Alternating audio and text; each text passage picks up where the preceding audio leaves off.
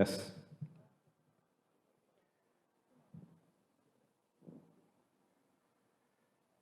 Bismillahirrahmanirrahim. Assalamualaikum warahmatullahi wabarakatuh. Salam sejahtera untuk kita semua. Shalom. Om Swastiastu.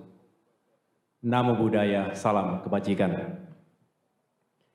Para pengurus, kader, dan simpatisan Partai Demokrat, serta seluruh rakyat Indonesia yang saya cintai dan banggakan.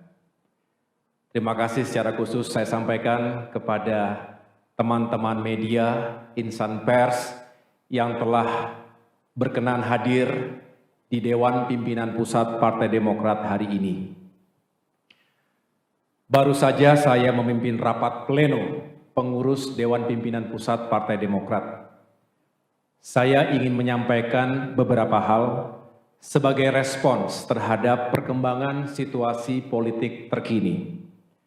Juga sekaligus untuk mengklarifikasi sejumlah pemberitaan yang tidak benar, apakah itu hoax atau pemutarbalikan fakta yang beredar luas belakangan ini di berbagai media, termasuk media sosial. Pada kesempatan yang baik ini, saya tidak lagi akan membahas secara detail atau kronologis karena semua telah disampaikan secara gamblang sebelumnya.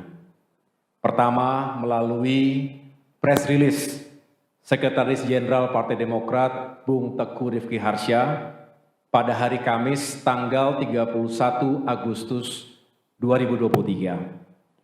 Yang kedua, pada rapat atau sidang Majelis Tinggi Partai Demokrat yang digelar pada hari Jumat tanggal 1 September 2023, di mana Ketua MTP, yaitu Bapak SBY, yang secara langsung memimpin, juga menyampaikan sikap dan posisi Partai Demokrat terkait dinamika politik yang terjadi begitu cepat dan mengejutkan.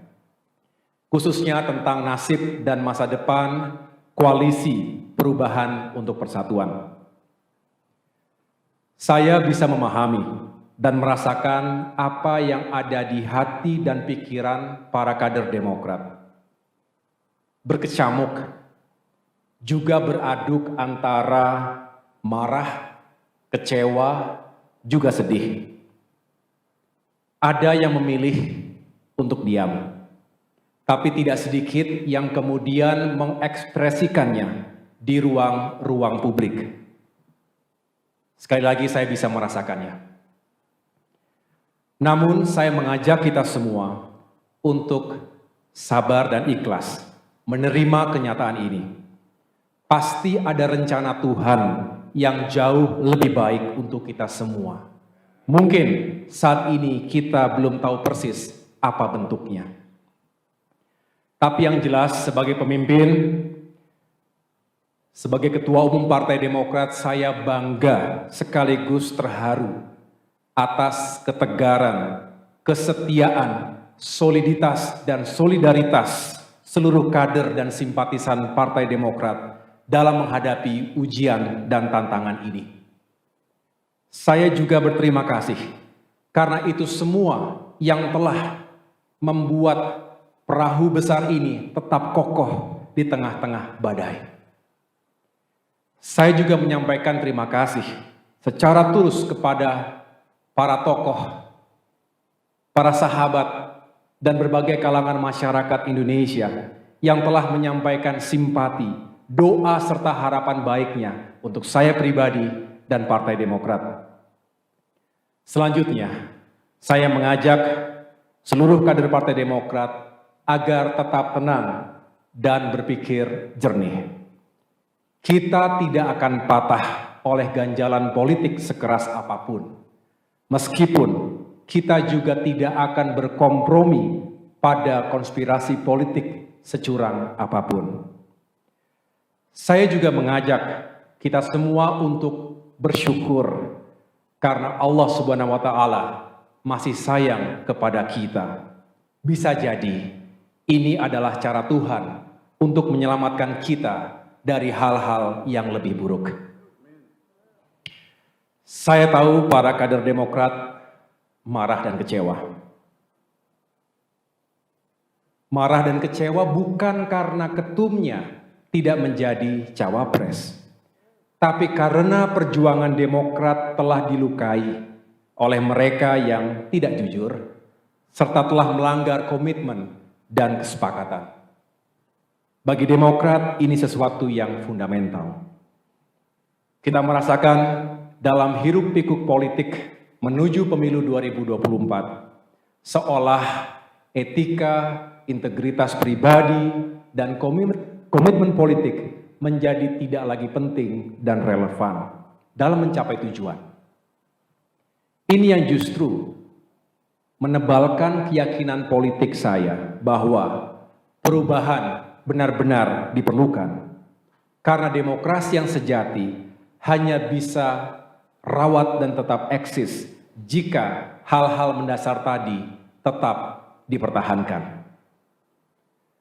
Pengalaman di TNI mengajarkan kepada kami untuk senantiasa memegang teguh nilai dan etika keperwiraan.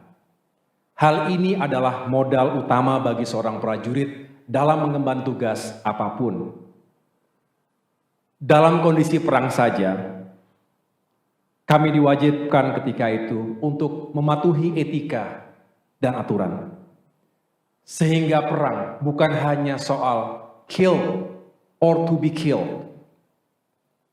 Bukan hanya hanya tentang menang atau kalah, tetapi juga soal cara untuk bisa memenangkan peperangan tersebut. Besar dan fundamental yang berlandaskan pada nilai-nilai dan etika. Ini tentu membutuhkan kerja keras, kerjasama, dan komitmen dari semua yang ingin melakukan perubahan tersebut. Namun kenyataannya, hal itu tidak mudah untuk diwujudkan. Komitmen menjadi barang yang langka.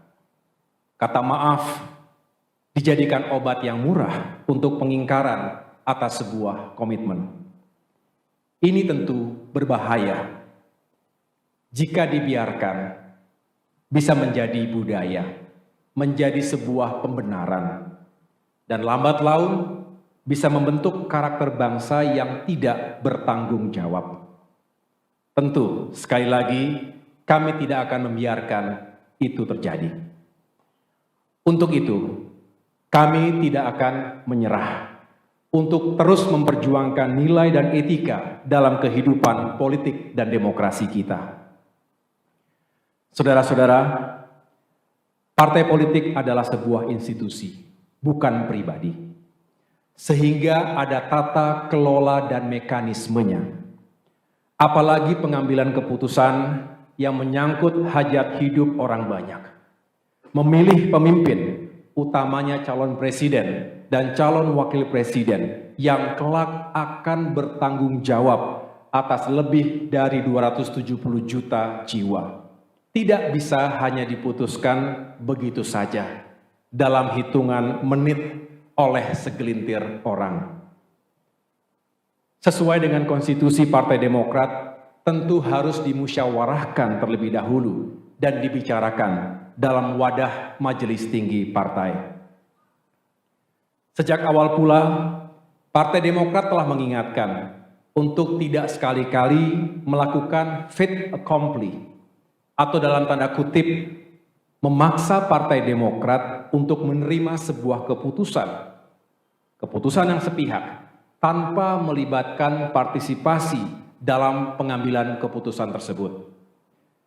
Dasarnya adalah mutual trust, rasa saling percaya, juga semangat keadilan dan kesetaraan yang menjadi titik temu perjuangan. Bagi kami lebih baik untuk bersepakat. Saya ulangi, lebih baik bersepakat untuk tidak sepakat. Agree to disagree. Daripada dipaksa menerima keputusan yang kami sendiri tidak terlibat dalam prosesnya. Inilah substansinya teman-teman sekalian, sehingga kami menghimbau janganlah hal yang besar dikecilkan, sementara hal yang kecil dibesar-besarkan. Para kader Demokrat dan rakyat Indonesia di seluruh tanah air, kami berjanji, kami mengajak seluruh kader Demokrat untuk tetap solid dan mengikuti langkah-langkah yang akan diambil oleh pemimpin partai. Perjuangkan perubahan dan perbaikan itu, Demokrat akan berkoalisi lain yang memiliki kesamaan cara pandang, visi kebangsaan, dan etika politik. Mari kita songsong perjalanan politik yang baru dengan hati yang bersih, dengan niat yang baik, cara yang baik, dan tujuan yang baik. Pertama-tama, tentu dengan memberi maaf kepada siapapun yang telah menyakiti kita, baik secara langsung maupun tidak langsung. Semoga kita semua bisa memaafkan, walaupun tidak begitu saja melupakan. Saya pun sebagai manusia biasa tentu tidak luput dari Mari kita buka lembaran baru ke depan. Kita harus segera move on. Hari ini, keluarga Partai Demokrat dengan berbesar hati, dengan kerendahan hati, menyatakan peluang-peluang baik di depan.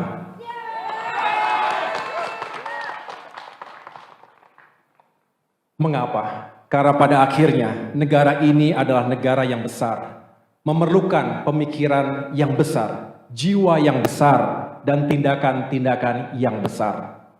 Jangan terjebak pada narasi dan isu yang bisa memecah belah sesama anak bangsa. Kita tidak tahu dalam perjalanannya ke depan, kita mungkin akan bertemu kembali dan menjalin kerjasama untuk agenda-agenda besar kebangsaan. Untuk itu, saya mengucapkan selamat kepada Bapak Anies Rashid Baswedan dan Bapak Muhaimin Iskandar yang baru saja mendeklarasikan sebagai pasangan calon presiden dan calon wakil presiden 2024 ke depan. Semoga sukses. Akhirnya, kepada seluruh kader Demokrat, saya berpesan, tidak ada jalan yang lunak untuk mencapai cita-cita yang besar. Lanjutkan kerja keras kita. Tetaplah rendah hati. Juga tetap percaya diri.